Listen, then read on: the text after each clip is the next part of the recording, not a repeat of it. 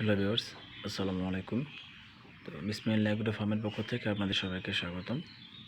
তো আজকের এই ভিডিওতে আমি আপনাদেরকে জানাবো যে গরুর ফার্মে মেঝেতে বা ফ্লোরে শীতকালীন সময়ে কী ইউজ করবেন। কারণ আপনি দেখে থাকবেন যে অনেক গরু আছে যেগুলো যদি ফ্লোর ঠান্ডা থাকে, তো শরীর ঠান্ডা থাকার কারণে এরা কিন্তু শুইতে চায় না, সহজে সারাদিন দাঁড়িয়ে থাকে। তো আমাদের এমনিতে প্রাণী হিসেবে ওদের প্রতি আমাদের একটু দরদ ভালোবাসা অবশ্যই থাকে। আর যারা মনে করেন প্রফেশনালি গরুর ফার্ম বা ছাগলের ফার্ম যাই করুক না কেন, ওই প্রাণীগুলোর সাথে ওই ব্যক্তির একটা গভীর সম্পর্ক জড়িয়ে যায়।